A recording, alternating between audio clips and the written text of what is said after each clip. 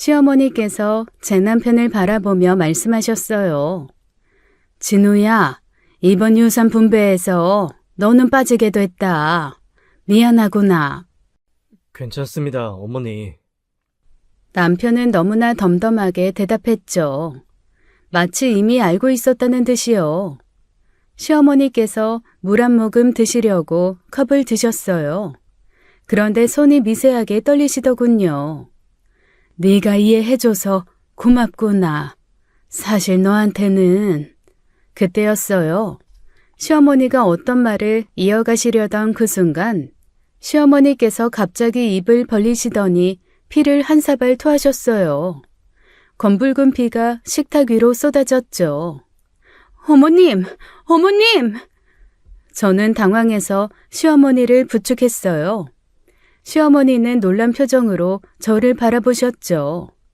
그 눈빛에는 뭔가 절박한 메시지가 담겨 있었어요. 손이 벌벌 떨리시더니 손가락으로 남편을 가리키셨어요. 입을 열어 뭔가 말하려 하셨지만 피를 계속 토하셔서 말씀을 못 하셨죠. 그리고는 그대로 쓰러지셨습니다. 여보, 빨리 119 불러. 어머님이 쓰러지셨어. 제가 소리쳤지만 남편은 멍하니 서 있기만 했어요. 마치 돌처럼 굳어버린 것 같았죠. 저는 떨리는 손으로 직접 전화기를 들었습니다. 시어머니의 입에서는 연신 피가 흘러나왔어요. 숨소리도 점점 약해지고 있었습니다.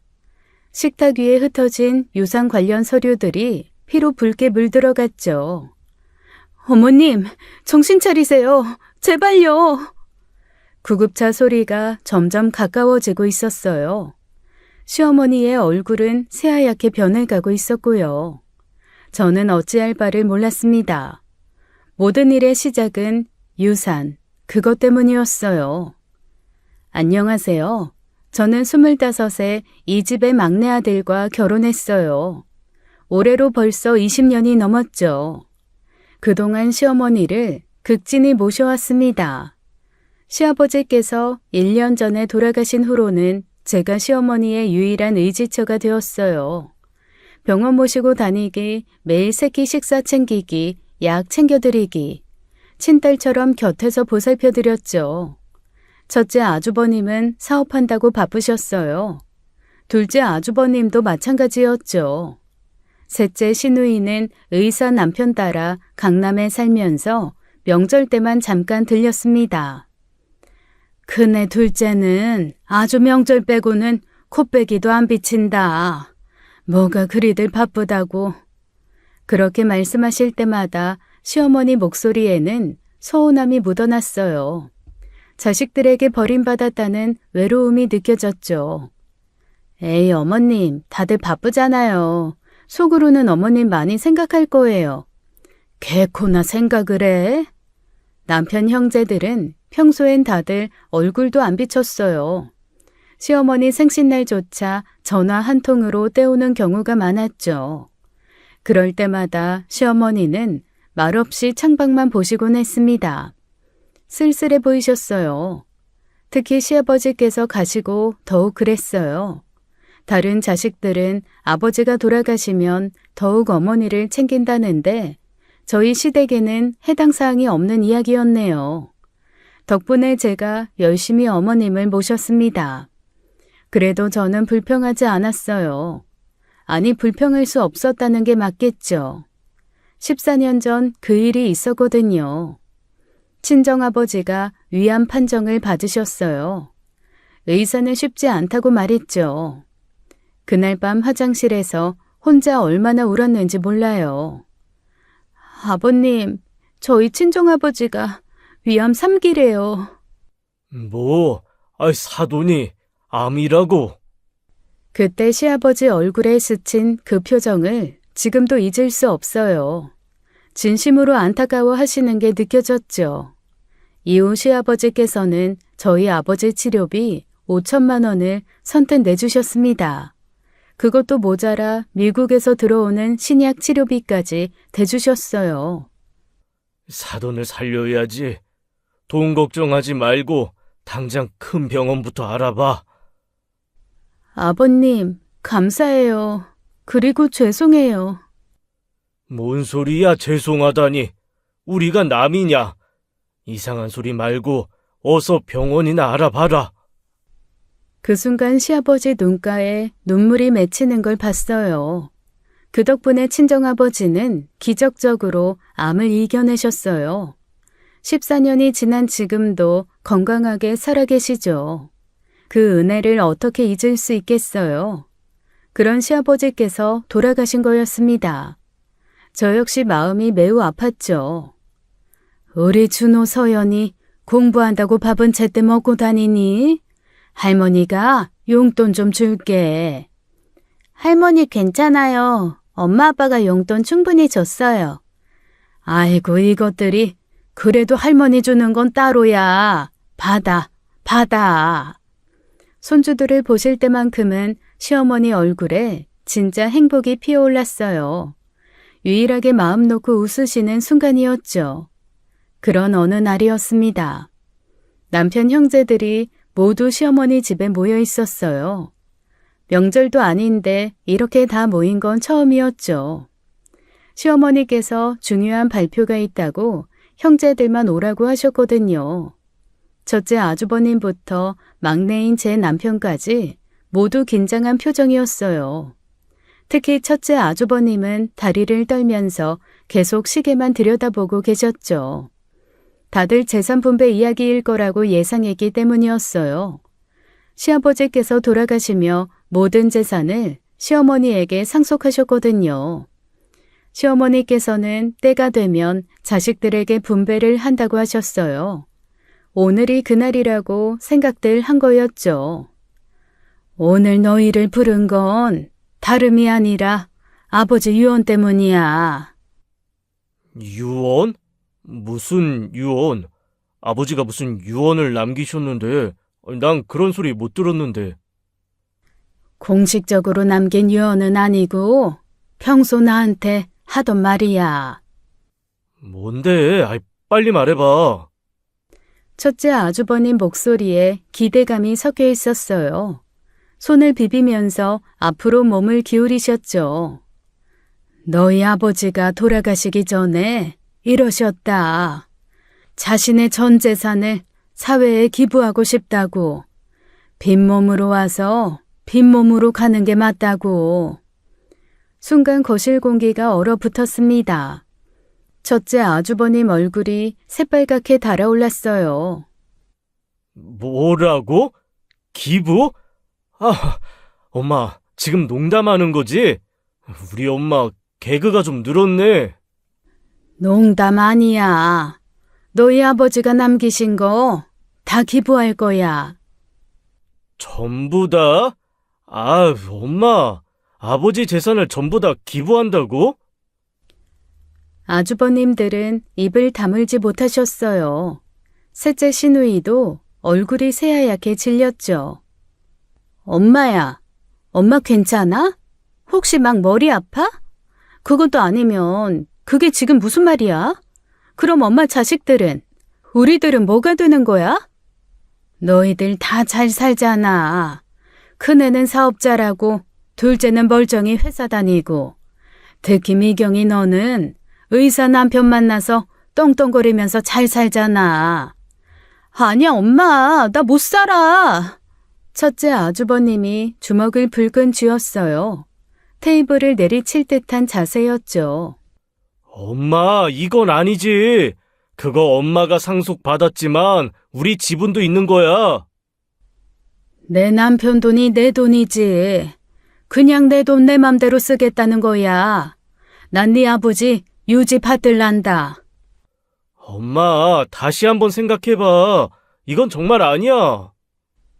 엄마, 너 지금 진짜 어이없다. 알아? 시누이가 울먹이기 시작했어요. 하지만 그 눈물이 진짜인지는 모르겠더군요. 너희 잘 키워줬잖아. 그러니 이제 각자 알아서 살아. 그게 아버지 유지라면 따르는 게 맞지 않겠소? 우리 형제들이 지금 돈이 궁한 처지도 아니잖아. 제 남편만 조용히 시어머니 의견을 받아들였어요. 그 모습에 다른 형제들이 남편을 노려봤죠. 야, 최진호 정신 차려.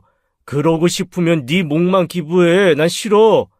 형, 아버지 재산은 엄마 거야. 아버지가 엄마한테 남긴 거잖아. 우리가 이래라 저래라 할 권리는 없어. 분위기가 험악해지고 있었어요. 형제들 사이에 이상한 감정이 흐르기 시작했죠.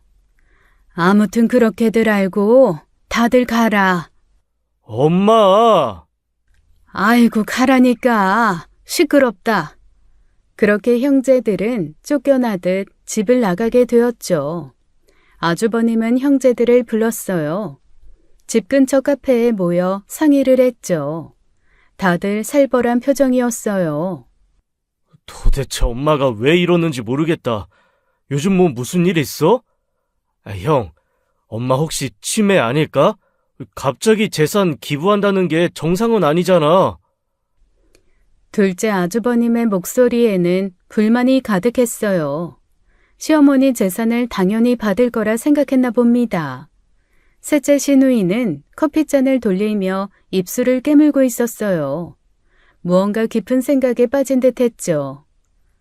내가 조금 전에 전화해서 남편한테 물어봤더니 노인성 우울증일 수도 있대. 아빠 돌아가시고 나서 외로우셨나 봐. 그러니까 이놈아, 내가 너 엄마 자주 찾아뵈라고 했냐 안 했냐? 이럴 때 딸이 엄마를 챙겨야지 시커먼 사내 새끼들이 챙길까? 네가 손 놓고 있으니까 엄마가 삐져서 저러잖아. 시커먼 사내 새끼들은 자식 아니냐?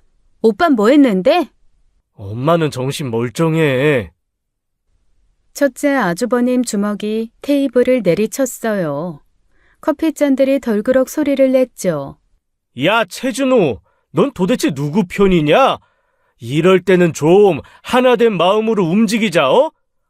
자식들이면 엄마 뜻도 존중할 줄 알아야지. 존중? 말은 참 잘해. 너는 그래도 엄마랑 같이 살면서 챙김 받았잖아. 우리는 뭐냐? 뭐 하나 받은 것도 없는데 이제 와서 버림받는 거야? 막내야, 네가 엄마 설득해봐. 네 말은 들으실 거 아니야. 엄마가 뭐 내 말을 특별히 듣겠어? 형들이 직접 해. 분위기가 점점 험악해졌어요. 형제들 눈빛에서 서로를 향한 불신이 보였죠.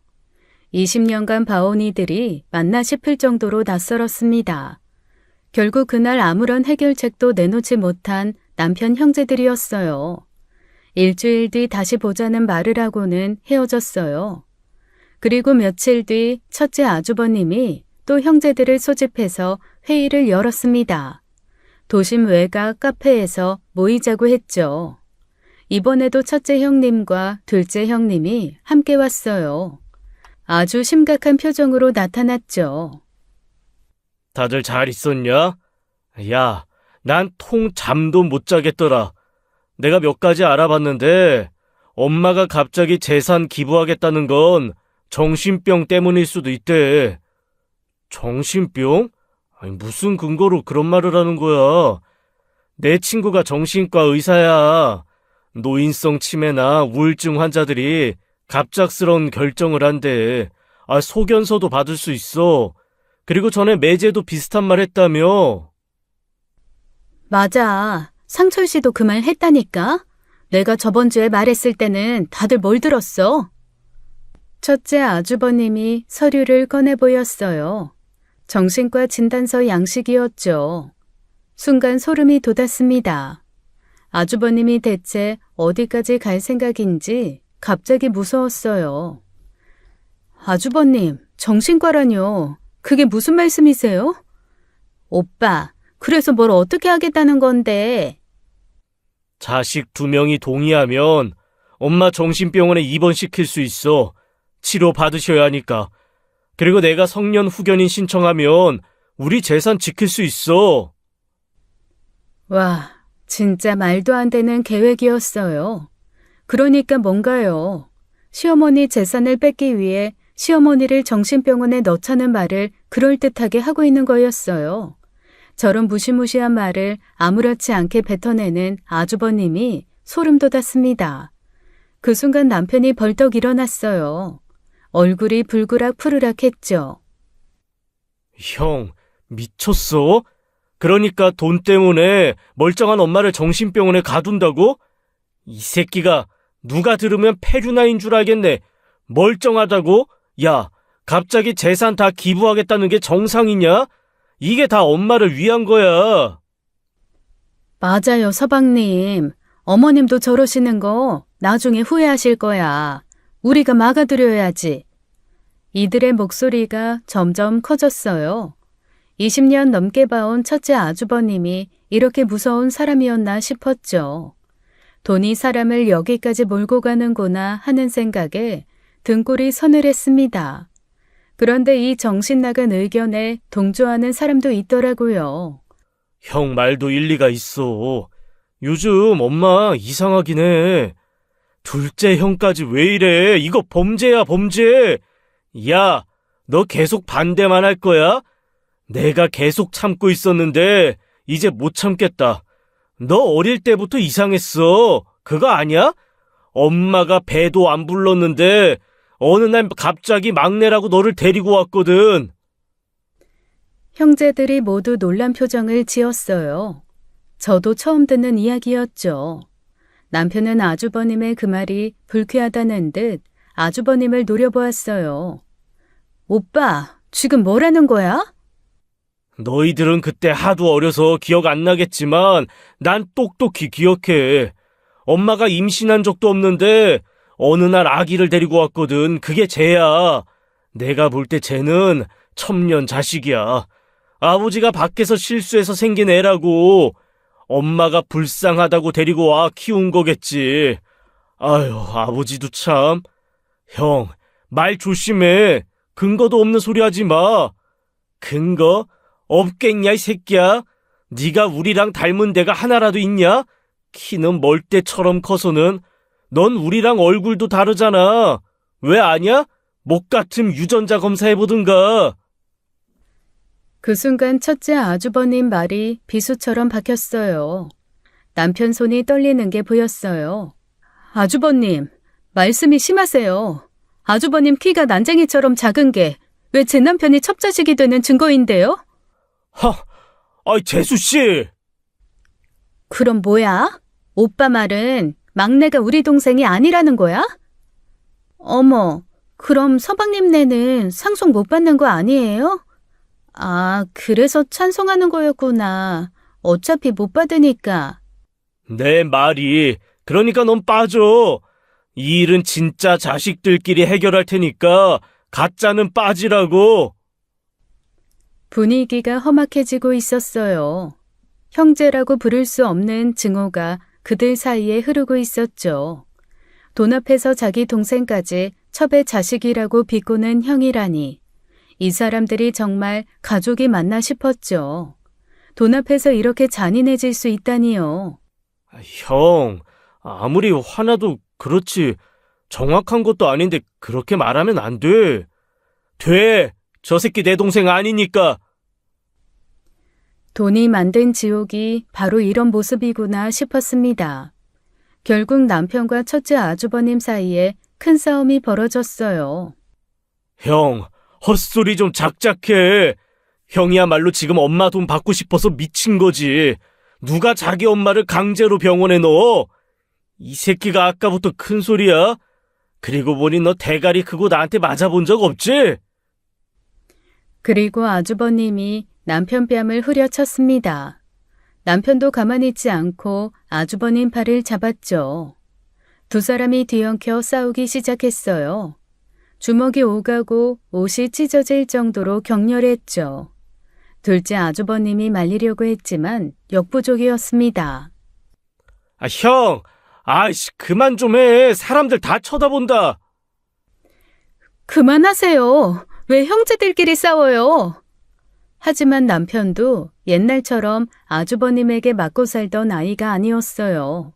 순식간에 첫째 아주버님을 제압해버렸죠. 그만해, 진짜. 계속 이러면 형이라고 안 봐줘.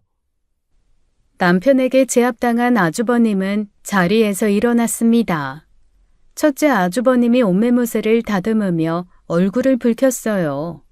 방금 전 추태가 부끄러웠나 봅니다. 주변 모든 사람들이 우리를 쳐다보고 있었거든요. 에이씨, 야! 한 명만 더 동의하면 돼! 누가 할래? 누가 동의할 거야? 빨리 정해! 침묵이 흘렀어요. 그때였어요. 형, 내가 동의할게, 형. 둘째 아주버님 목소리가 작았지만 분명했어요. 그 순간 남편 얼굴이 배신감으로 일그러졌죠. 둘째 형까지 정말 이럴 거야? 막내야, 미안하지만 이게 최선이야. 나는 이게 엄마를 위한 거라고 생각한다. 남편이 허탈하게 웃었어요. 형제들을 차례로 바라보더니 고개를 저었죠. 형들, 돈 때문에 짐승은 되지 맙시다. 이러는 거 언젠가 반드시 후회해요. 후회 안 해, 이 새끼야. 야, 가자. 첫째 아주버님이 승리한 듯 비웃으며 자리를 떴어요. 다른 형제들도 하나둘 일어났죠. 이 사람들과는 더 이상 가족이 아닌 것 같았습니다. 돈이 만든 괴물들을 보는 것 같아 소름이 끼쳤어요. 그런데 더 놀라운 일은 며칠 뒤 일어났어요. 시어머니가 형제들을 불러 모으셨어요. 진석이 너희들이 날 정신병원에 넣으려고 한다며? 첫째 아주버님이 깜짝 놀란 표정을 지었어요. 그리고 바로 남편을 노려보았죠. 남편이 모든 것을 시어머니에게 이야기했다고 생각하는 듯 했습니다. 하지만 금세 태어난 척했죠. 엄마, 그게 아니라. 입 다물어. 내가 다 알고 있으니까. 시어머니가 서류 봉투를 꺼내셨어요. 대학병원 로고가 선명하게 보였죠. 서울대병원에서 정신감정 받았다. 아주 멀쩡하다고 나왔어. 치매도 우울증도 없다. 너 내가 그렇게 만만해 보이니? 엄마 오해해요. 진우 저놈이 중간에 어떻게 말했는지 모르겠지만 우린 정말 엄마가 걱정돼서. 진우가 나한테 말한 거 아니다. 뭐? 그럼 엄마 어떻게? 그럼 미경이가 말했어? 지금 내가 어떻게 알았는지가 중요하니? 중요한 건 너희가 날 감금하려고 했다는 거지. 시어머니 목소리에 서늘한 분노가 담겨 있었어요. 자식들에 대한 실망이 고스란히 느껴졌죠. 20년간 모셔온 시어머니를 처음 보는 모습이었습니다. 고얀 것들. 난 분명하게 멀쩡한 거 증명했으니 이제 헛짓거리 할 생각들 말아라. 그 말에 모두가 침묵했어요.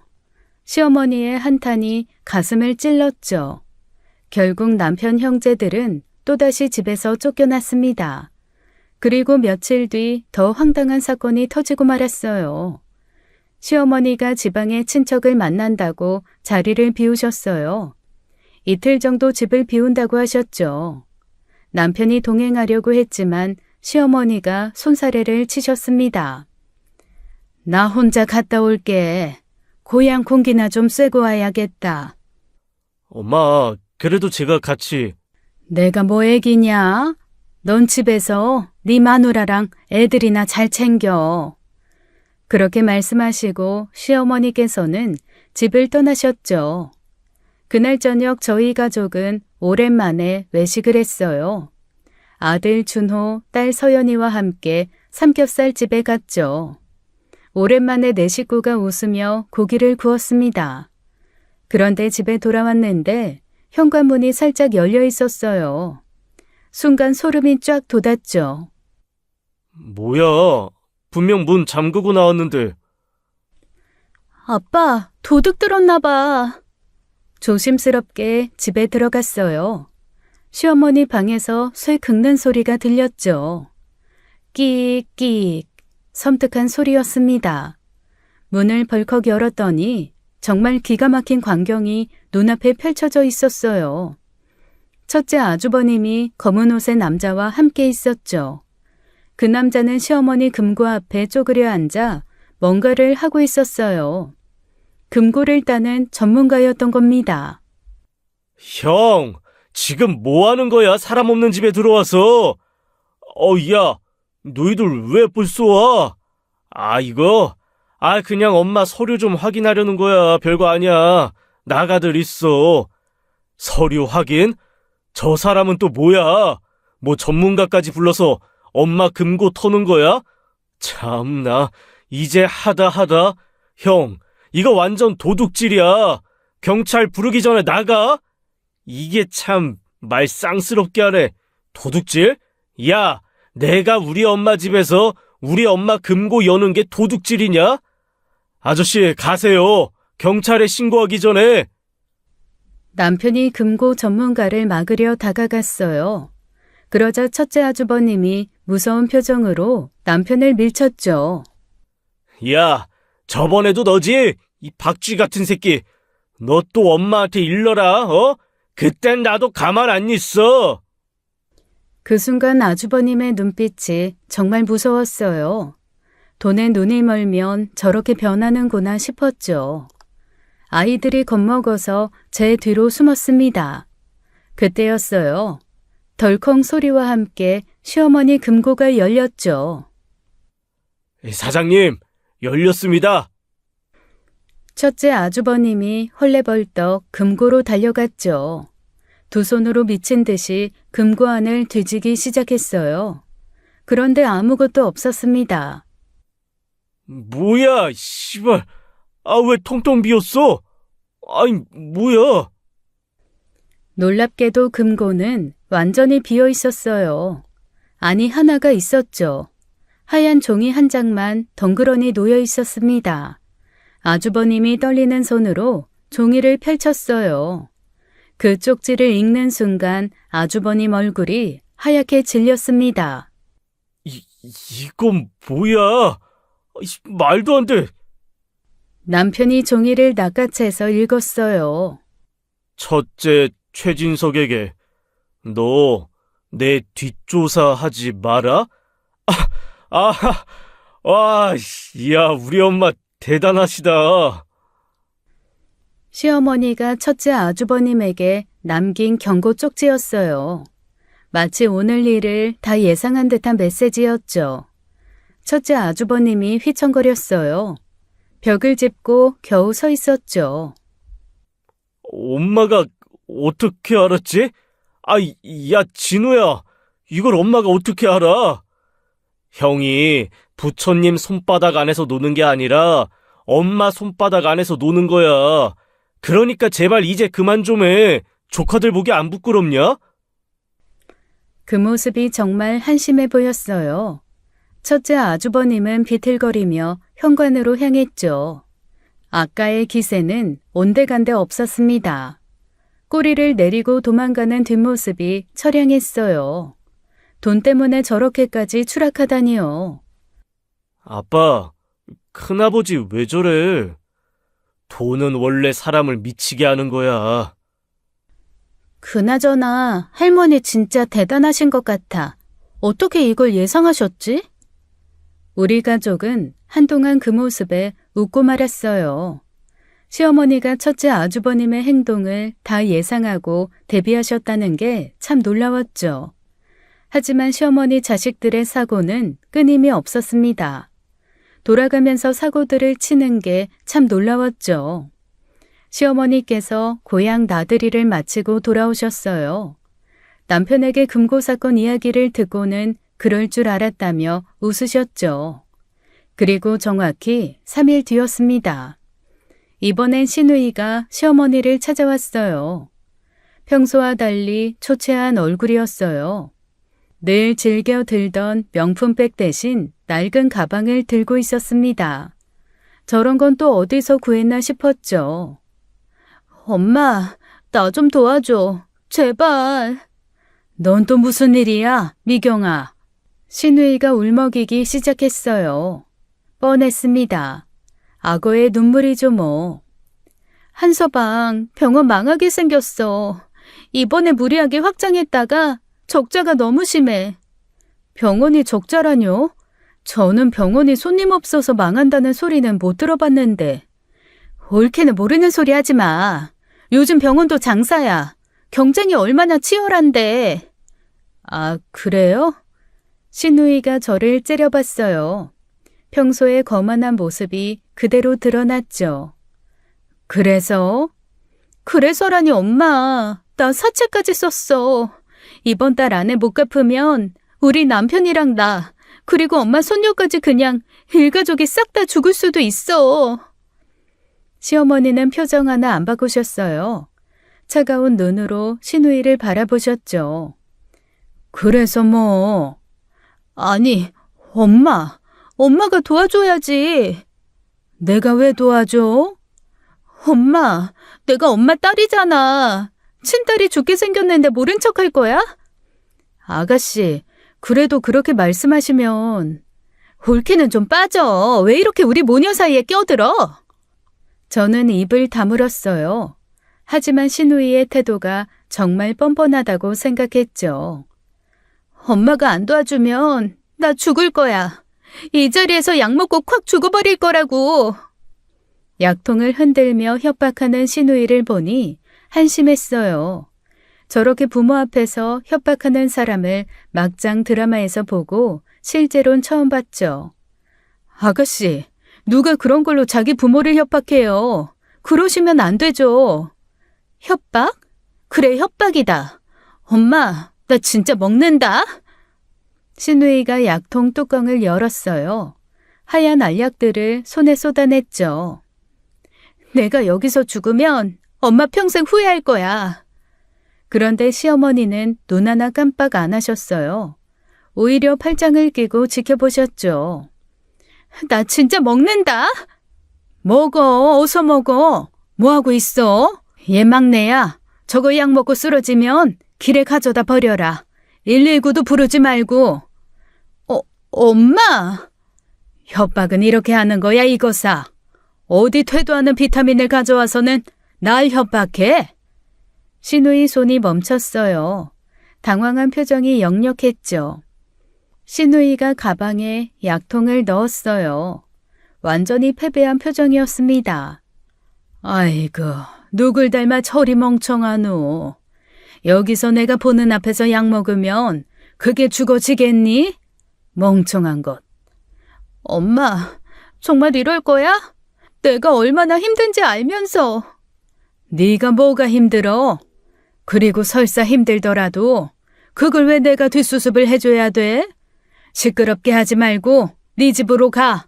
어서 나가. 결국 신우이는 문을 쾅 닫고 나갔어요. 저는 신우이 배웅을 해주러 따라 나갔죠.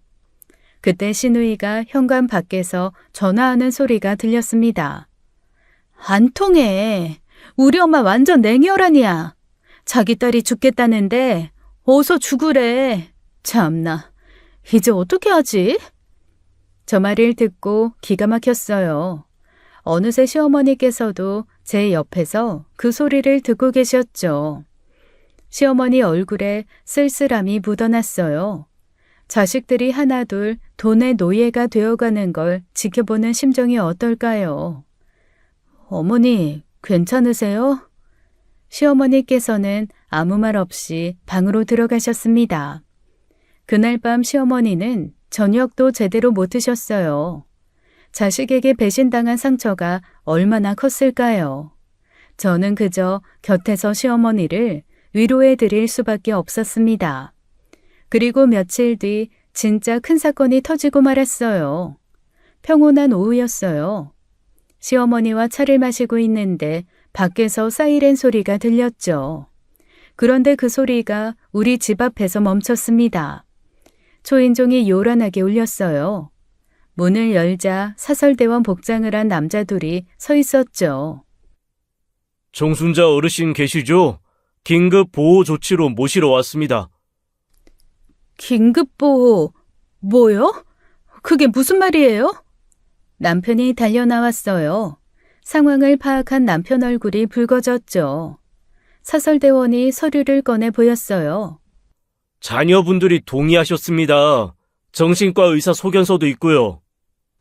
시어머니가 거실로 나오셨어요. 무슨 일인지 아신 듯 차분한 표정이었죠. 니들 큰애랑 둘째가 보냈구나. 어르신, 저희랑 같이 가시죠. 치료받으시면 금방 좋아지실 겁니다. 사설대원이 시어머니 팔을 잡으려 했어요. 그때 남편이 그들 앞을 막아섰죠. 손대지 마. 우리 엄마 안 보내. 당장 우리 집에서 나가. 경찰 부르기 전에. 아드님 비키세요. 법적 절차입니다. 무슨 법적 절차요? 멀쩡한 사람 정신병원에 가둔다고요? 당신들 누군데? 어디서 왔는데? 저와 남편이 온몸으로 시어머니를 가렸어요. 하지만 육중한 몸의 사설대원들이 남편을 잡아 끌어내려 했죠. 형들이 미쳤구나. 돈 때문에 엄마를 정신병원에 넣으려고? 그때 시어머니가 침착하게 말씀하셨어요. 잠깐, 내가 서울대병원에서 받은 진단서가 있어. 정신 완전히 멀쩡하다고 나왔고, 그런데 날 데려갈 거야? 강제로 나 구금하면 감금죄야. 경찰도 부를 거야. 어머님, 제가 지금 112에 신고할게요. 저는 바로 휴대폰을 꺼냈어요. 실제로 112를 눌렀죠. 여보세요? 경찰서죠? 지금 저희 집에 사람들이 와서 저희 시어머니를 막 끌고 가려고 해요. 어서 와주세요. 사설대원들이 당황한 표정을 지었어요. 서로 눈치를 보더니 수군거렸죠. 그냥 철수하시죠. 경찰 오면 일 복잡해집니다. 사설대원들이 황급히 돌아갔어요. 사설 구급차도 부랴부랴 출발했죠. 시어머니가 깊은 한숨을 쉬었어요. 의자에 털썩 주저앉으셨죠. 결국 이 지경까지 왔구나. 어머니. 남편이 분노로 몸을 떨고 있었어요. 그때 제가 뭔가를 발견했죠. 여보, 저기 골목에 저 사람 아주버님 아니야? 아이씨, 형! 거기서 뭐해? 숨어서 구경하고 있어?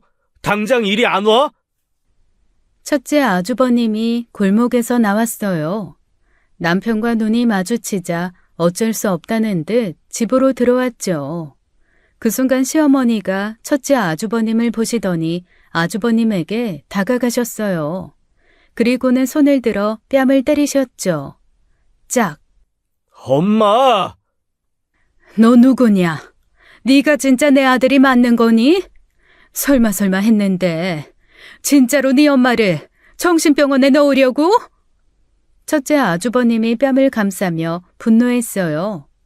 엄마가 먼저 우리 버렸잖아. 그래서 날 미친 사람 만들려고 했어? 진서가! 아버지 유산, 나한테도 권리 있어. 법이 그렇다고. 나 소송할 거야. 유류분 소송할 거야. 그렇게 말하고 첫째 아주버님이 가버렸습니다. 시어머니는 그 자리에 주저앉으셨죠. 그리고 눈물을 흘리셨습니다. 엄마, 괜찮으세요? 내 탓이다. 다 내 탓이야. 내가 내 자식들은 지 아버지 마음 이해할 줄 알았지. 다들 잘 사니까, 누구보다도 잘 사니까. 나도 내 자식 배 곪고 있다고 하면 어찌 기부 따위를 생각하겠니. 그런데 그게 아니어서 자식놈들 다들 돈들을 쌓아두고 사니 선택한 거였는데 다 내 잘못이다. 어머니. 그날 밤 시어머니는 잠을 못 주무셨어요. 저도 남편도 잠을 잘 수 없었죠. 깊고 긴 밤이었습니다. 이틀 후 시어머니가 자식들을 모두 불러 모으셨어요. 시어머니 표정이 무언가 결심한 듯 단호했습니다. 너희들이 그렇게 원하는 네 아버지 유산, 그 유산을 나눠주려고 불렀다. 첫째 아주버님 눈이 번쩍 뜨였어요. 둘째와 시누이도 몸을 앞으로 기울였죠. 마치 굶주린 하이에나들 같았습니다. 엄마, 드디어 드디어 우리 엄마가 제정신 찾으셨네. 고마워, 엄마. 아이, 거봐. 우리가 다 생각이 있다니까. 엄마, 역시 우릴 사랑하시는구나. 아버지가 남기신 유산 중 내 몫은 네 아버지 유지대로 기부할 거다. 하지만 너희들 몫은 내가 정리해서 주마. 어머님, 현명한 결정이세요. 원래 이게 맞아요. 어머니, 대단한 결정하셨어요. 형제들이 서로 눈짓을 주고받으며 기뻐했어요. 형님들은 박수까지 치며 좋아했죠. 얼마 전까지 시어머니를 정신병원에 넣으려던 사람들이었는데 이제는 효자 효녀인 척 굴었습니다. 명품으로 치장한 그 사람들 모습이 참 가엾고도 역겨웠어요. 정말 뻔뻔하네요. 제가 한 말을 모두 들었을 겁니다. 하지만 다들 돈 생각에 정신이 팔려 제겐 관심도 없었죠. 남편은 조용히 앉아 있었어요. 형들과 달리 전혀 기쁜 표정이 아니었습니다. 그동안 형제들의 행동을 다 봐왔으니까요. 첫째야, 네 목도 있으니까 걱정 마. 첫째 아주버님이 비웃듯이 말했어요. 남편 몫이 가장 적을 거라고 생각하는 듯 했죠. 그나저나 얼마나 되는 거야? 그럼 사거리 빌딩은 누구 거야? 그건 내 거지, 이거사. 왜 오빠 거야? 난 땅으로 가져갈래. 대한민국에서는 땅이 최고래. 형제들의 탐욕스러운 눈빛이 번들거렸어요. 시어머니는 그런 자식들을 씁쓸하게 바라보셨죠. 저는 남편 손을 꼭 잡았어요. 남편 표정이 전혀 괜찮아 보이지 않았거든요. 꼭 무언가 사고를 칠 것처럼 보였습니다. 여보, 괜찮아? 괜찮아.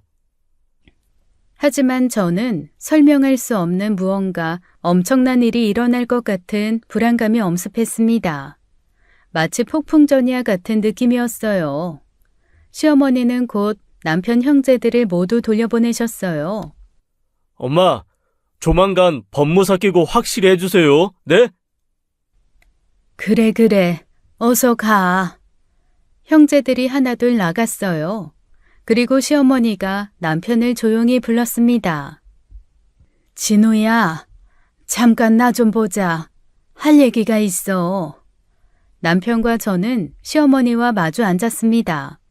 시어머니 표정이 무거웠죠. 진우야, 오늘은 네 출생에 대해 얘기해야겠다. 엄마가 미안하다. 엄마, 무슨 말씀을? 넌 네 아버지 친자식이 아니야. 네? 지금 무슨... 너는 네 아버지 형님, 그러니까 네 큰아버지의 아들이다. 남편 얼굴이 창백해졌어요. 믿을 수 없다는 표정이었죠. 저는 이 놀라운 사실에 정신이 어질어질했어요. 그게 저한테 큰아버지가 있었다니요. 그분이 누군데? 아니, 큰아버지가 제 친부라고요? 네가 갓돌 지났을 때 아주버님이 교통사고로 돌아가셨어. 그래서 우리가 널 데려와서 키운 거야. 시어머니 눈에 눈물이 맺혔어요. 단 한 번도 난 널 내 자식이 아니라고 생각한 적이 없어.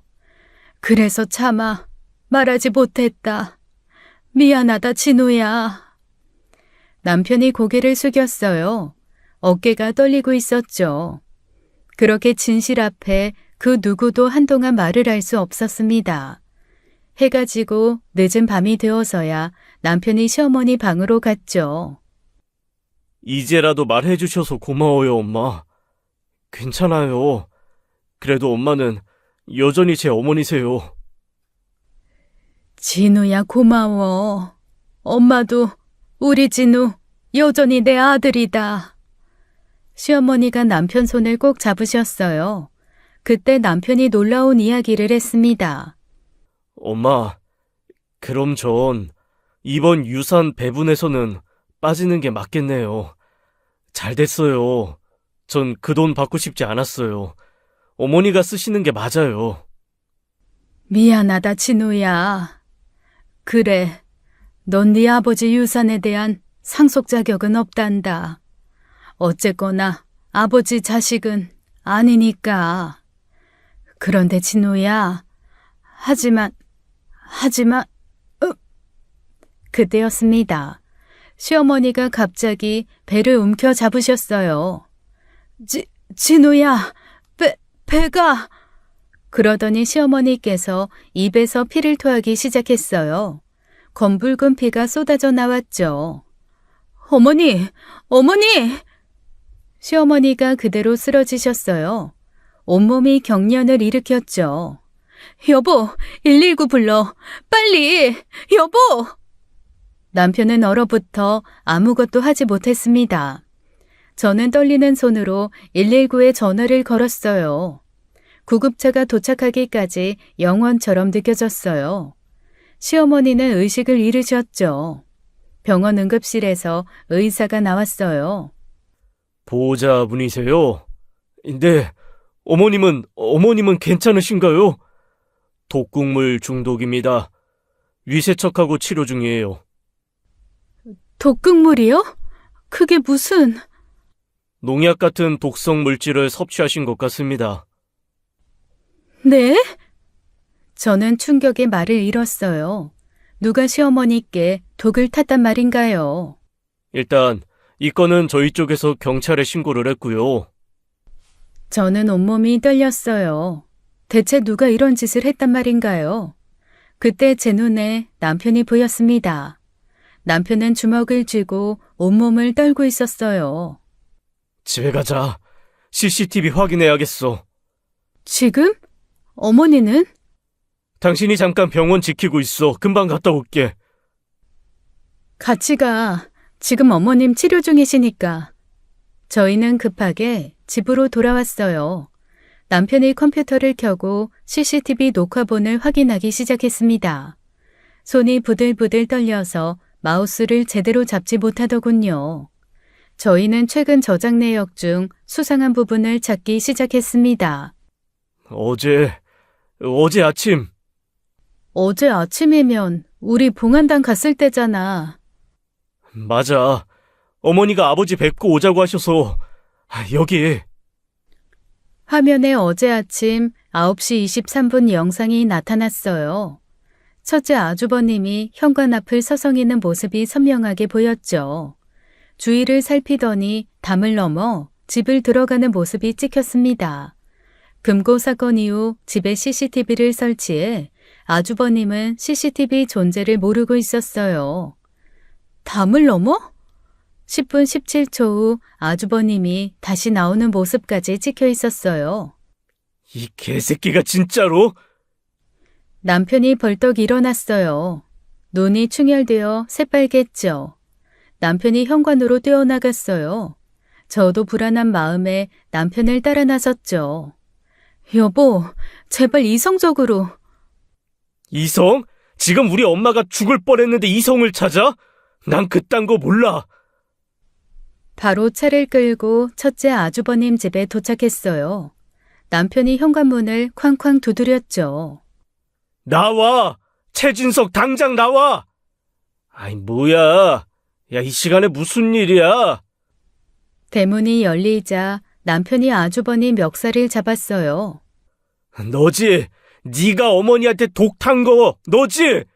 뭔 개소리야. 놔! 이거 놔! 너 CCTV에 다 찍혔어. 어제 아침에 우리 집 왔잖아.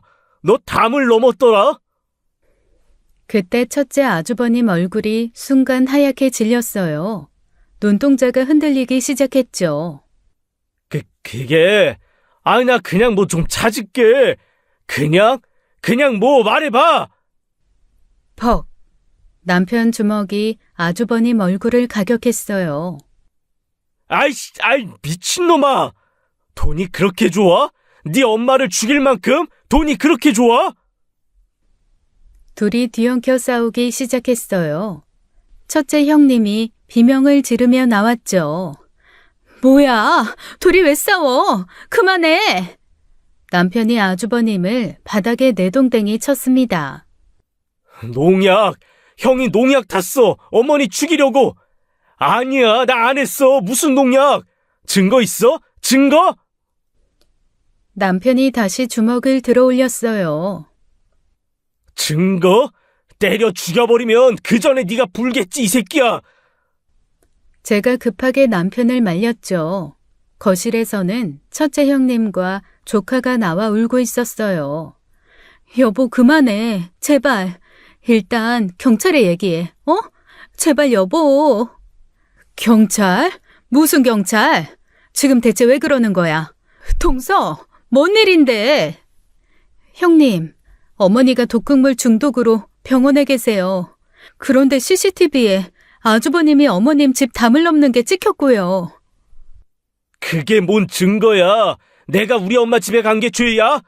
근데 담을 왜 넘어, 이 새끼야? 끝까지 발뺌할 거야? 역겹다, 진짜! 여보, 그만해.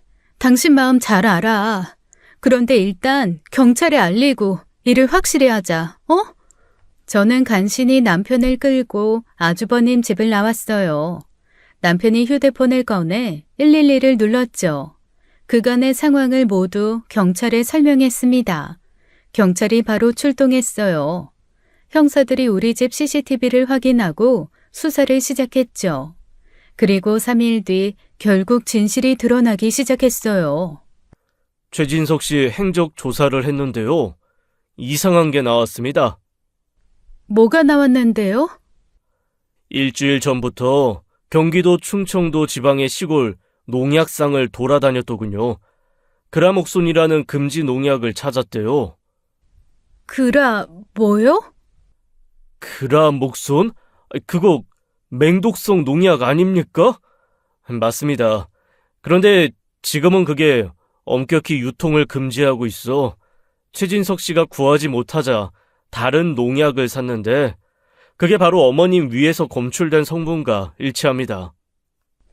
소름이 쫙 돋았어요. 그날 오후 첫째 아주버님이 체포되었어요. 둘째와 시누이가 허둥지둥 병원으로 저희를 찾아왔죠. 이게 대체 무슨 일이야? 형이 정말 그랬다고? 큰오빠가 설마 진짜로? 형이 어머니를 죽이려고 했어. 고작 돈 때문에. 미쳤구나. 형이 아주 돌았어. 아니, 아무리 그래도 이건 아니지. 엄마가 유산 준다고 했는데 대체 왜? 엄마 몫에 돈까지 탐냈던 거지. 미친 새끼. 둘째 오빠는 뭐 깨끗해?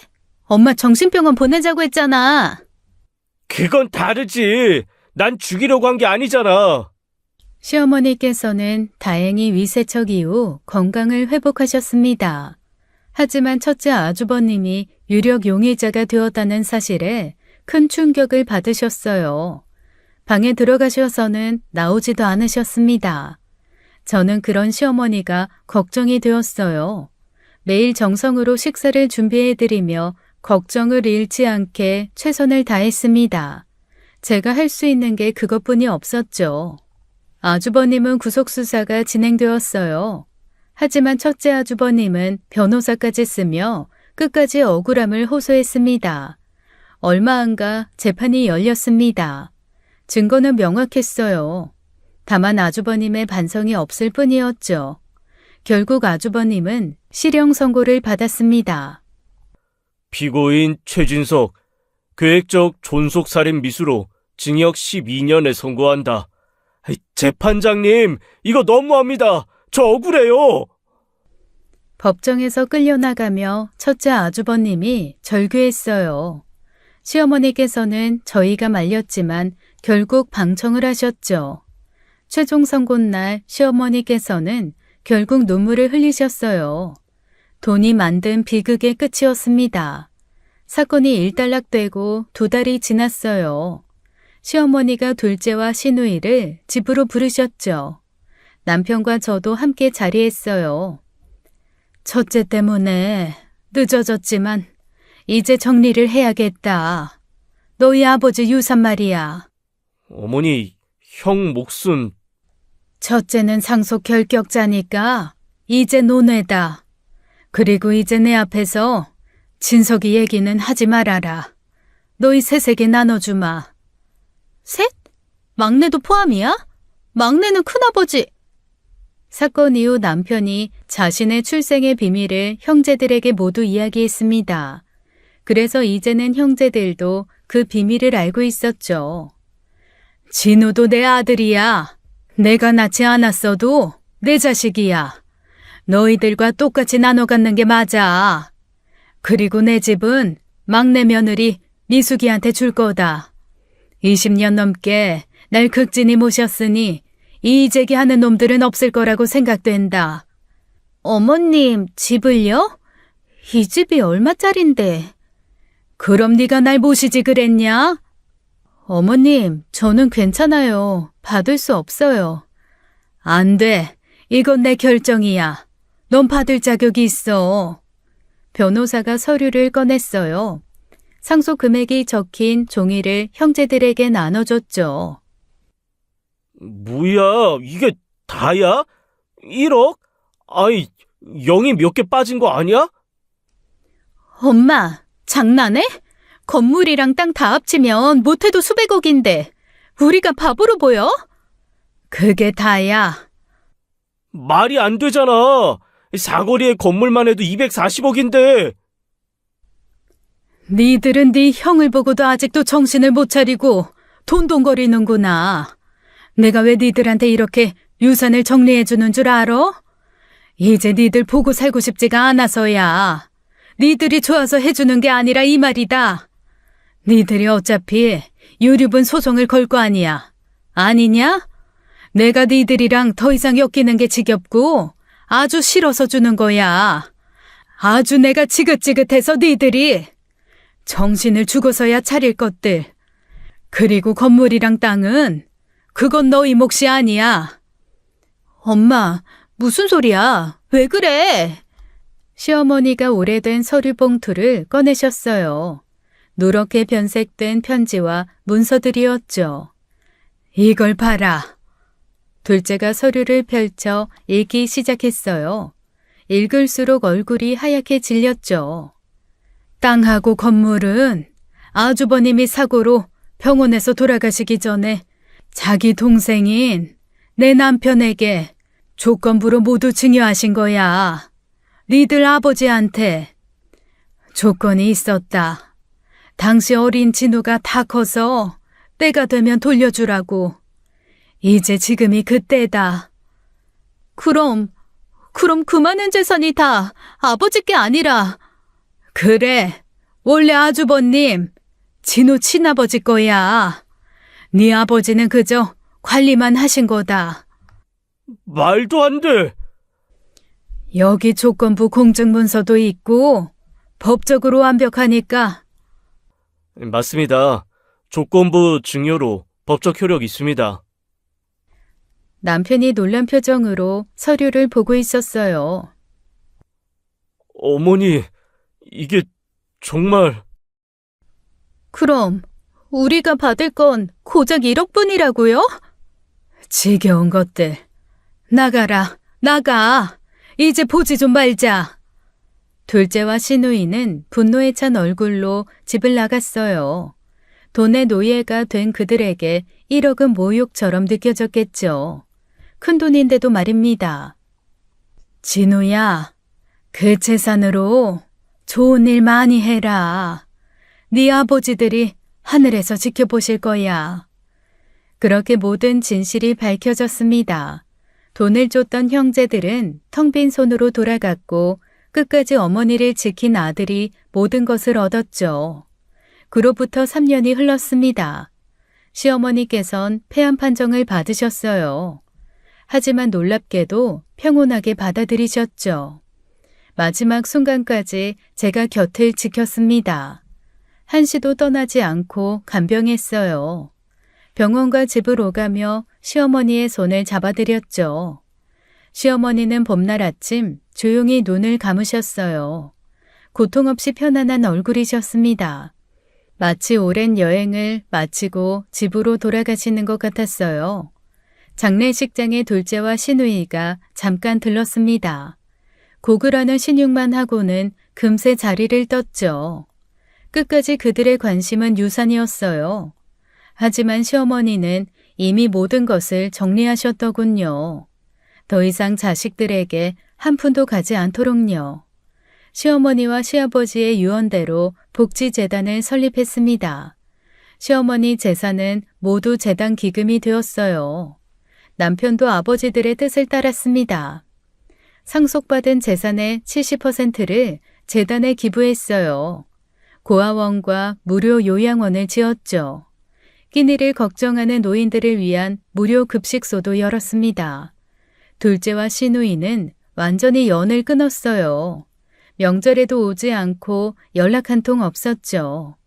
첫째 아주버님은 여전히 교도소에 계셨고요. 저희 부부는 매주 시부모님 산소를 찾았습니다.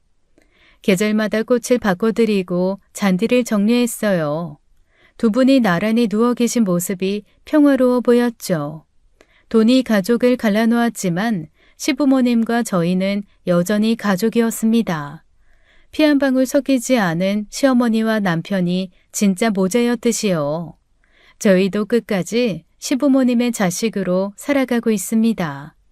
오늘도 저는 시어머니가 주신 집에서 살고 있어요. 남편과 아이들과 함께 소박하지만 행복하게 지내죠. 가끔 시어머니 음성이 들리는 것 같습니다. 며느리야 고맙다고 사랑한다고 말씀하시는 것 같아요. 그때마다 저도 속으로 대답합니다. 저도 사랑해요 어머니라고요. 적선지가 필류 여경이라고 했던가요? 선을 쌓은 집안에는 반드시 남은 경사가 있다고요. 돈을 쫓던 형제들은 모든 것을 잃었지만 사랑과 효도를 지킨 저희는 진짜 보물을 얻었습니다. 피보다 진한 것은 결국 마음이었어요.